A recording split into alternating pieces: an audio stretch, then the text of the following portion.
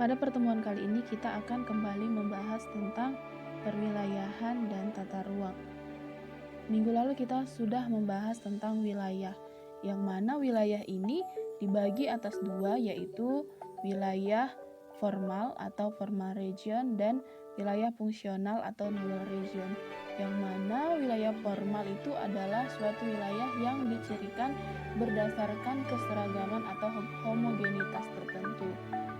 Lalu wilayah fungsional atau nodal region ini adalah wilayah yang dicirikan oleh adanya kegiatan yang saling berhubungan antar beberapa pusat kegiatan secara fungsional. Jadi, kalau yang wilayah fungsional itu dilihat dari fungsi masing-masing wilayahnya. Nah, sekarang kita akan membahas tentang perwilayahan. Jadi, perwilayahan ini adalah proses membagi ruang atau membagi wilayah yang sudah kita bahas minggu lalu menjadi beberapa bagian.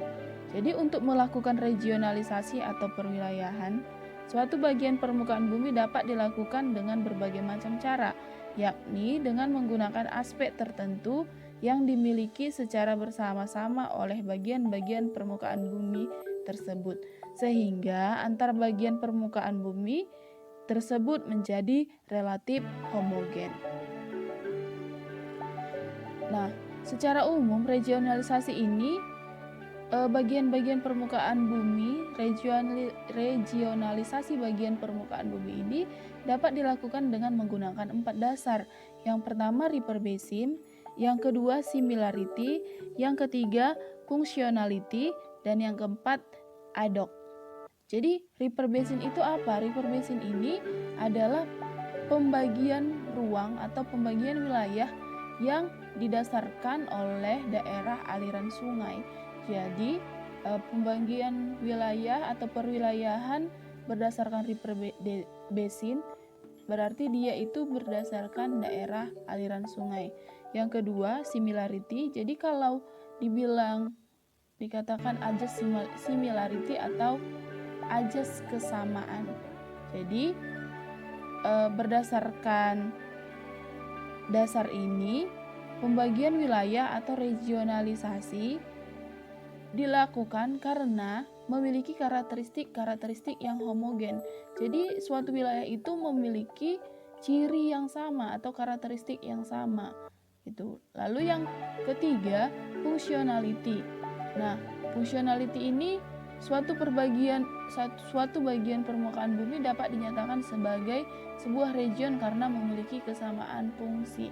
Kalau yang similarity, dia itu berdasarkan kesamaan yang dimiliki wilayah dari karakteristiknya, sedangkan ini kesamaan fungsinya.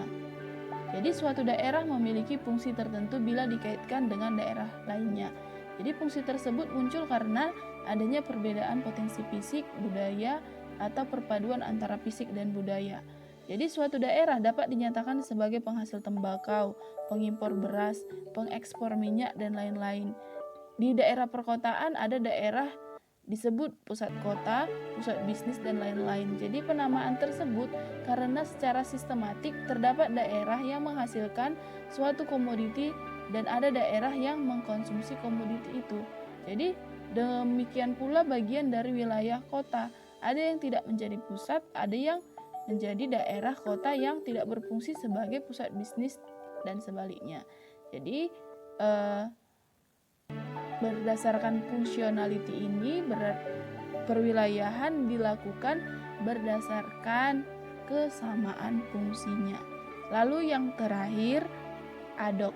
Jadi ad hoc adalah penentu region berdasarkan salah satu kesamaan karakter yang dimiliki oleh bagian tertentu dari permukaan bumi yang bersifat relatif tidak tetap atau sementara.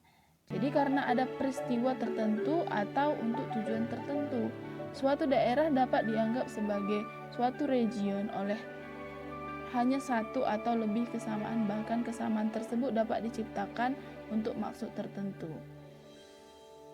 Jadi contoh dari regionalisasi berdasarkan ajas ad hoc ini adalah region endemik flu burung, region A dan B yang berbeda secara administratif dapat menjadi satu region karena keduanya sama-sama terjangkit flu burung. Jadi kan tadinya ada dua wilayah, ada dua bagian wilayah, wilayah A dan wilayah B. Jadi terjadi pandemi flu burung.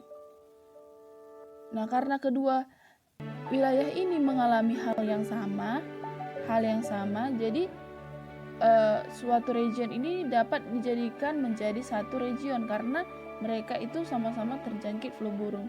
Untuk contoh lainnya yaitu region pemilihan dalam pemilihan umum. Jadi penentuan suatu daerah pemilihan ditentukan atas dasar kepentingan, kemudahan koordinasi dan manajemen pemilu.